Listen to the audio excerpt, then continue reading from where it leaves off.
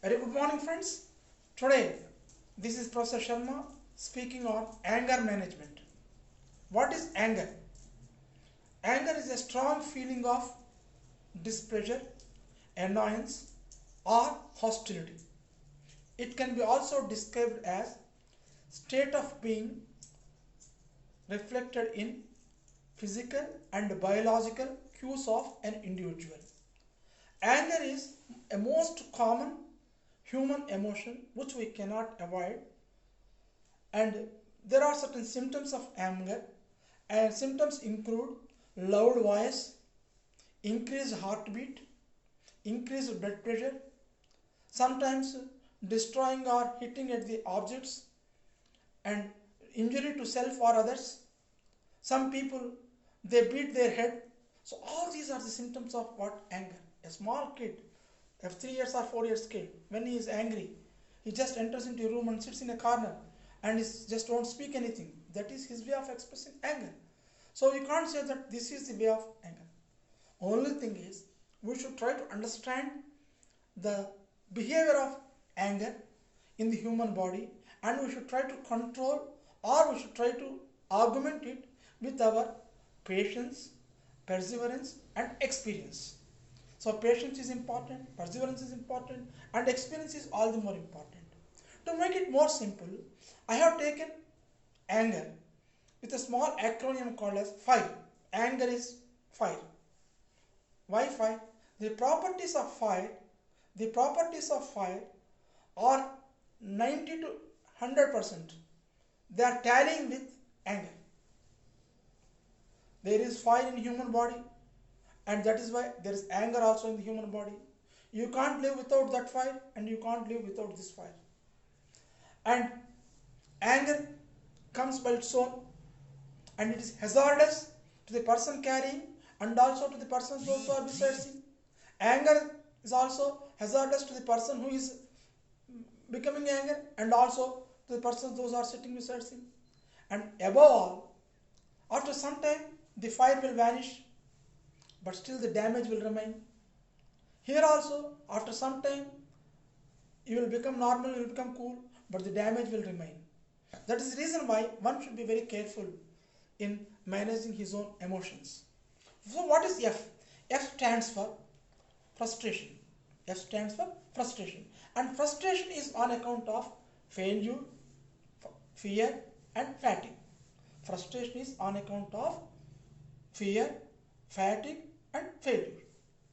Then what is I? I stands for injustice. So we feel that we are subject to, or we are subject to injustice, but it is relative. We don't accept it. And injustice is because of inability, inferiority, and many times it is because of our ignorance.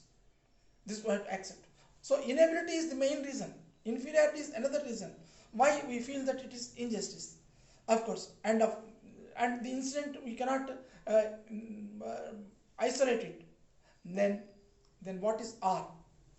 R stands for relationships. R stands for relationships.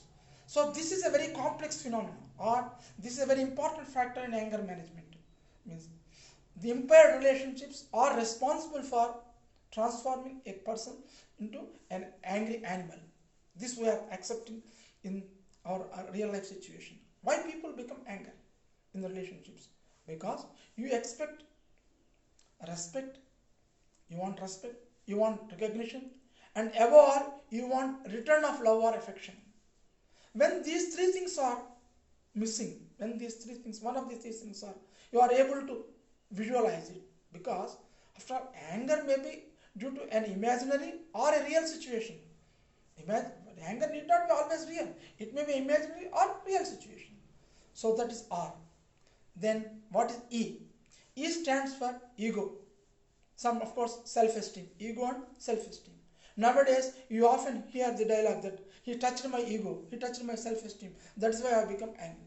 Not only ego, but there are other reasons, other factors also there in this ego, or which can, that is experience, and when you are put to embarrassment, you will become angry. So what is embarrassment? Till that moment, you are very normal, very cool, calm. But you lose temper all of a sudden and you start shouting. What for? Maybe it is your own inability, your own ignorance, or your own failure, but you want to ultimately win the argument and you want to defend your role. I will explain you a very small incident which has provoked me for this video. Some time back, I have to attend for an examination Viva was at Voltaire.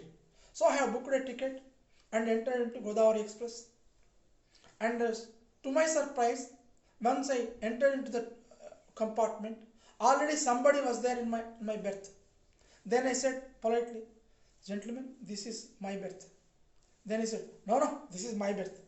Then I asked him, "Is it Godavari Express?" He said, "Okay." He said, "Is it S7? Is S7? Is it Godavari Express towards Voltaire?" Then he removed his ticket and he has shown me.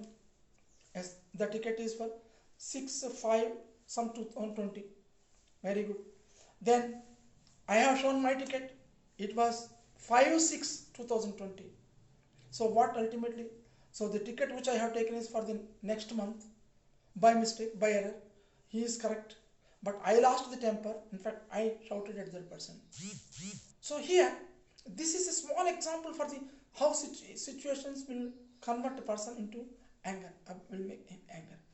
So can we come out of this situation? It is not that easy for anyone to come out of this situation. But still, we have a small process called as avoid, accept, express. When you don't like a person, or when you don't like a place, or when you don't like that incident, what is it you do? Avoid it. Sometimes it is not possible to avoid. The reason is very simple. He is very close and intimate. The incident is inevitable. Or you have to face that. Then you have to accept it. When you have accepted it, you should know how to express it.